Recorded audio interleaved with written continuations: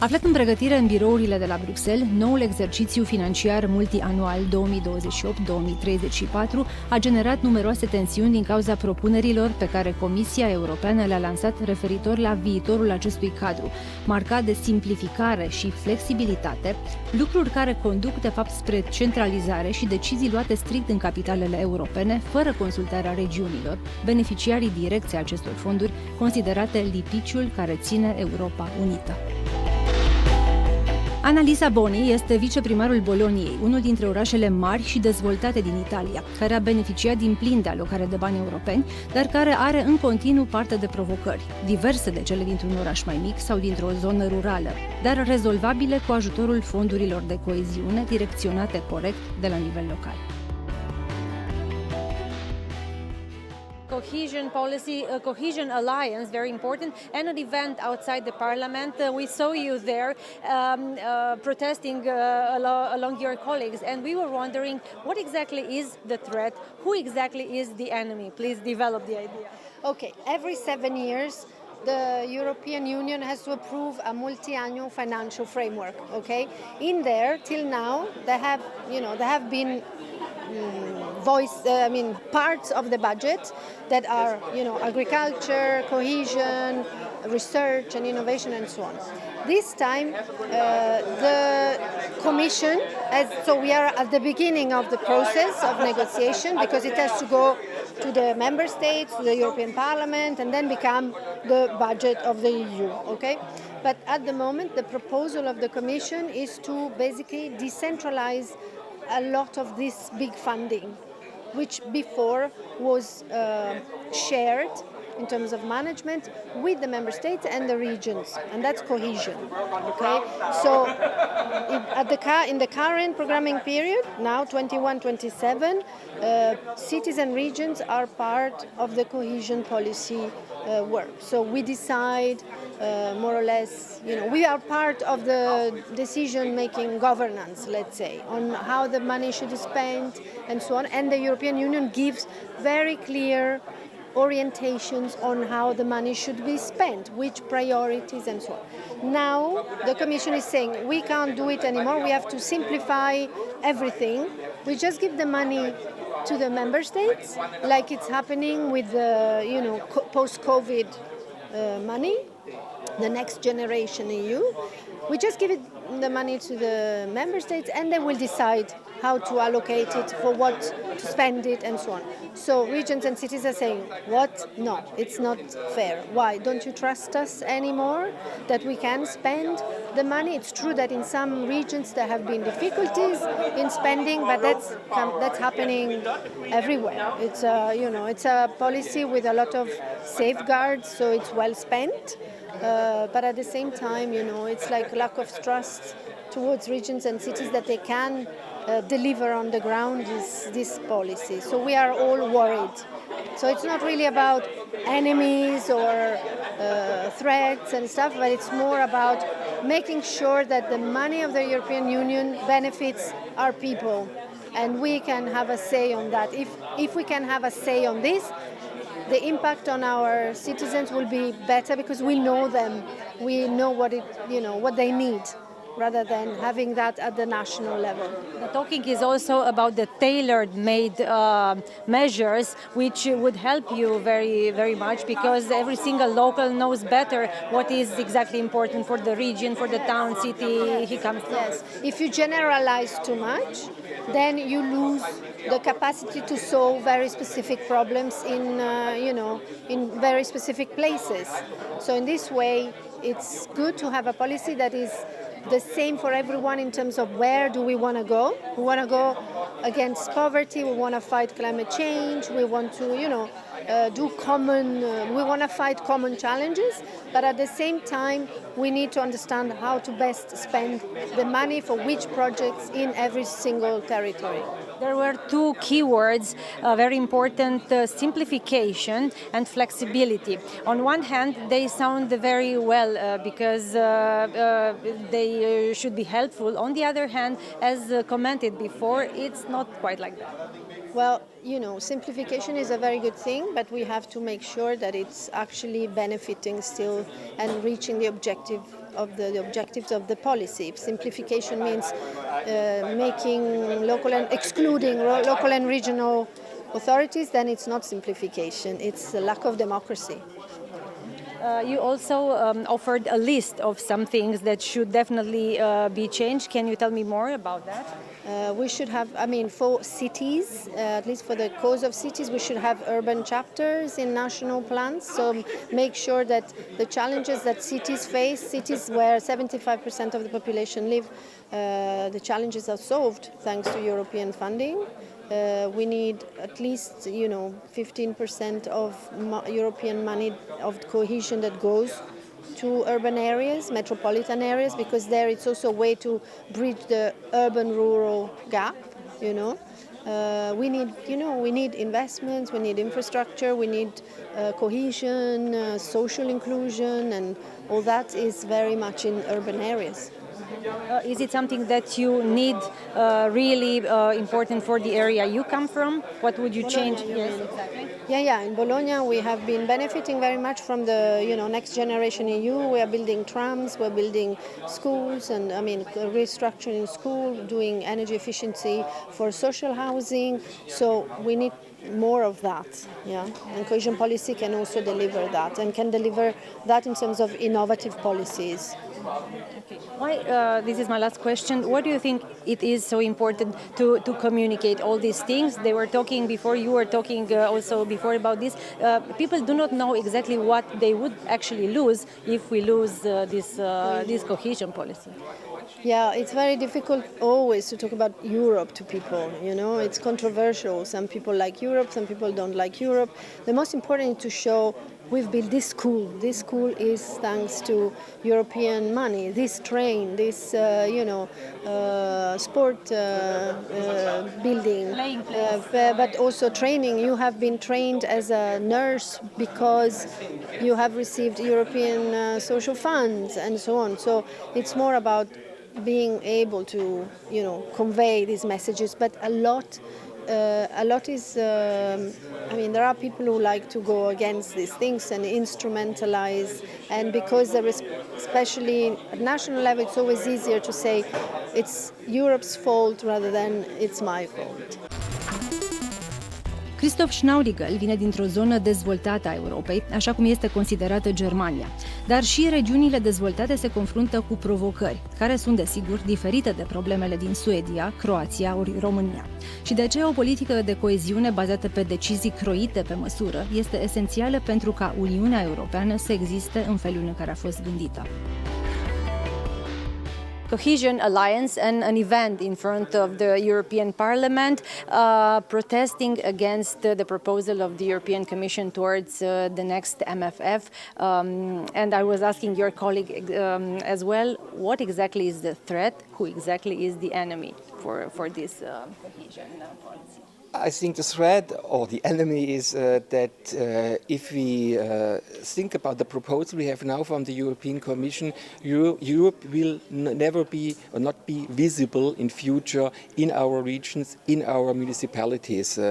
If you can, we have a lot of projects everywhere, and often people see this is financed by the European Commission, by the European Union, and the proposal now we have are proposals without discussing with the local authorities. These are only proposals, a proposal that there is a discussion between the member state level and the European Union, the European Commission, and without involving the experience of the local authorities. And I think this would make Europe less and less visible. And I think this is a real danger for the European idea.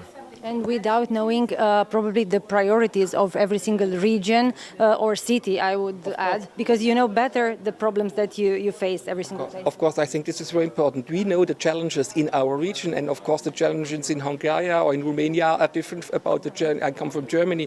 I'm different from the challenges we have in our country, and they are different about the challenges in Sweden. So if you really want to make a cohesion policy, because cohesion, this is very important. is it's part of the European contracts. So we have not only the single market, we have also this cohesion policy as one tool to look for better conditions in every part of Europe. And to get this target, then you have really to talk with the local experience, you have to involve the local experience, and so this is very important. That is not only between the member state level and the European Commission. Which would be the main priorities from your region that you are afraid you wouldn't cover anymore without this cohesion policy being tailor-made? I came from the region of Karlsruhe, near the French border. I think every cross-border projects, they are very important. If I think of during the COVID time, the border from one moment to the other has been closed because nobody in Berlin or in Paris was aware about the situation we have, and I have to close for one night a hospital because a lot of stuff came from the French side, and it was not able from them to cross the border. I think the cross-border projects on the border, we see a lot of differences between the regulations. So also for enterprises, if they want to offer something in Europe, in France or in Germany, then I think this is important. And then I think we have all these kinds of infrastructure, and we have this project. We have a big changing in industry at the moment. Is changing from electricity, from old electricity to renewable electricity. All these questions of sustainability, and there we need this. We need the money, of course, yes. And there we have special projects, and this would be very important that this can continue as it has been before. Your colleague there, the moderator, had a very good question, and I would address it again to you. If you could change one single paragraph from this proposal, from the European Commission, there are several proposals within the main proposal, what would that be, the main one? Include the local experience. I think this is the most important. Talk with us because we know the situation better than the centralized in Brussels. Cu o experiență de primar de peste 15 ani într-unul dintre cele mai mari orașe poloneze, Hanna Zdanowska cunoaște nu numai beneficiile politicilor de coeziune, dar și pericolul centralizării și politizării deciziilor atunci când este vorba despre alocarea de fonduri. It's definitely clear that the priorities change, and probably the priorities related to the next financial exercise are going to be changed, and this is not something that will make you, the mayors, very pleased about, because as far as I know, you want to keep the cohesion funds exactly designed the way they were designed for. Yes, because it gives us the possibility that it go to these places which is really need this money to change the quality of life for these citizens. We not want to centralize the funds because we know that it will be centralized. It will be typical political decision. We're feeling this, especially last 8 years when we have the government from different party. When my party, which is I am in the one of the biggest city in Poland, and I totally blocked to make the funds. Only the funds which is on the local level is available for me. Government don't want to support me. He support the small and medium-sized villages and cities, even if they have everything in this city. They not need any support because they will really change the quality of life for these citizens. They don't look that we are typical post-industrial city, that we still have a long process on transformation and we need to support. They say no. And we are afraid, like local governments, that it's happened once again, that the government will decide it if we may put the road in this or if we put the money for develop the green transition in this. They want to. We are afraid that all the money go on the political decision, dependent from who will be establish the government in the future. This is why we are against. We don't want to centralize the funds. This is our vision. An de zile primar într-o zonă rurală din proximitatea Pragăi, Radim Sârsen este acum ministru adjunct al dezvoltării regionale în Cehia și încearcă să privească noul exercițiu financiar multianual din perspectiva noii sale poziții, dar și din perspectiva alesului local. Cohesion Alliance and a protest in front of the European Parliament in Brussels. Tell me more about this. European Committee of the Regions, which is one of the fathers and mothers of the Cohesion Alliance, is a strong supporter of the cohesion policy. It's, as Emil Bock always says, it's a glue of European integration process, and I think it's crucial so that it stays like that also in the future. And of course, cohesion policy is very much about the differences, about the scissors which should not open more, but it should go back, and it's about specific solution for each region. And there, of course, the regional and local dimension is very important to define the priorities and to bring the European Union to the living rooms of people, as I always say. And in the proposal which are coming, they are looking to be more flexible. They call for simplification, but they are very centralistic. So I think thanks to the activities of Cohesion Alliance, at least there is a word regional now in the national and regional plans. And of course, it's also fitted in the proposals, but it's still not enough. You know, it's not giving the guarantee that the local and regional governments will be included in the process, will have a say, strong say to that. So, you know, that's important. On the other hand, you know, the framework which was introduced, it gives possibility to embed this local and regional dimension into the process and into the plans, you know. But it should be compulsory, because it can easily happen that in some of the member states, you know, the European funds will be used just for the big projects, centralized projects, and not for the local and regional level, and therefore it will kill the cohesion, you know. So I think we are here all to fight for the cohesion. We are open for discussions. We are preparing different opinions, you know, and I hope. Exactly, I wanted to ask you about the tools. What tools, what guns are you going to use in order to reach your goals? Actually? So we are representing 1 million local politicians, you know, who are in the city councils, etc. Of course, we are closest to the citizens, so it's our biggest weapon.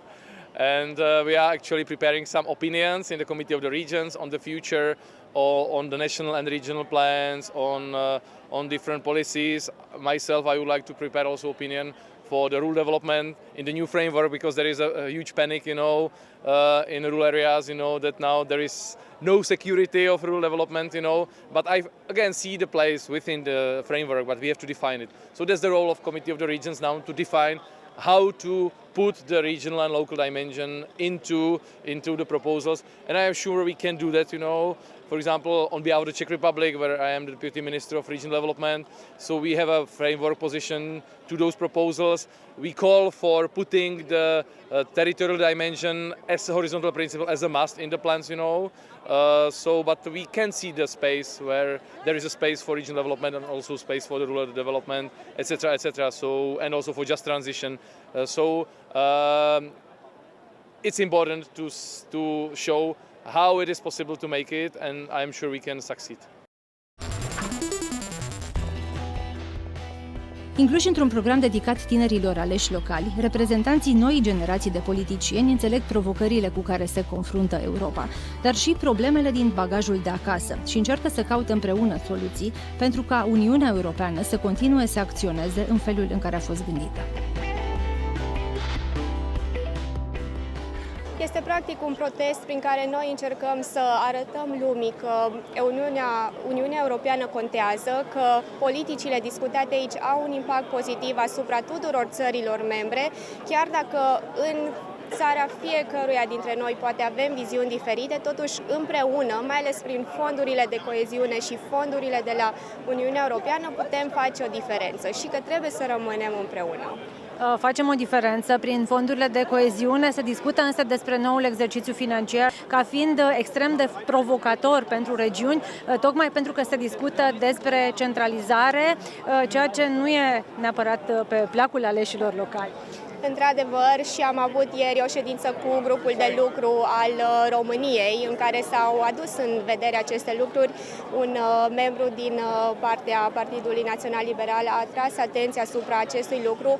Cei din țara noastră trebuie să aibă foarte mare grijă atunci când vor ieși legile pentru noul mandat financiar, felul în care acestea sunt compuse, astfel încât să nu ajungă decizia strict la latitudinea guvernului. Decizia trebuie transferată către consiliile județene sau către autoritățile locale, pentru că ele știu cel mai bine de ce este nevoie în sânul comunităților lor.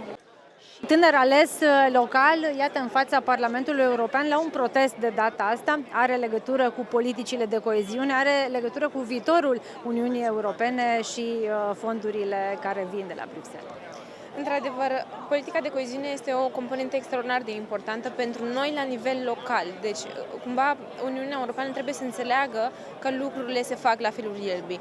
Oamenii sunt impactați de zi cu zi și ați văzut prin prioritățile care le-au setat pentru 2035, și anume proximitatea, reziliența și celelalte componente, că într-adevăr focusul este acolo, doar că focusul acesta nu se reflectă și în bugetul multianual. Și atunci, noi spunem că vrem să mergem cât mai aproape de oameni, dar lucrurile astea trebuie să reflecte în toate acțiunile pe care le facem și înțelegem acum contextul complicat în care ne aflăm, doar că nu trebuie să uităm că oamenii sunt cei care în definitiv ne-au adus aici, pentru oameni lucrăm zi de zi.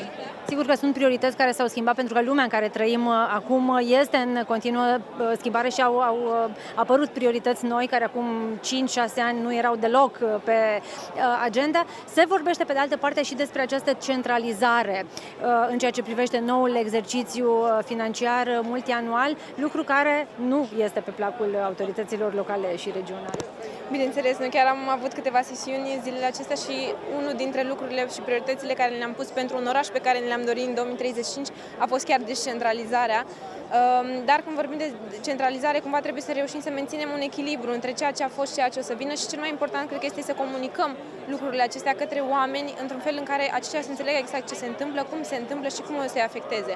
Lucrurile sunt grele, e clar, vom trece printr-o perioadă extraordinar de grea, dar cred că trebuie să comunicăm foarte bine lucrurile acestea și să reușim să creăm un sentiment de apartenență cumva la tot ce se întâmplă. Suntem cu toții parte dintr-un proces, vom trece cu bine, sperăm, dar trebuie să informăm oamenii.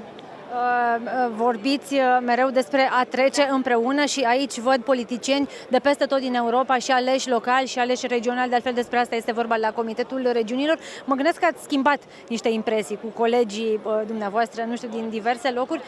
Problemele sunt până la urmă aceleași, fie că e vorba despre un politician din Germania sau din România sau din Franța, deși la prima vedere n-ar părea așa. Într-adevăr, și nu doar din toate regiunile, ci și din toate vârstele și partidele politice. Noi chiar am avut o sesiune de lucru cu oameni din absolut toate partidele, din generația tânără.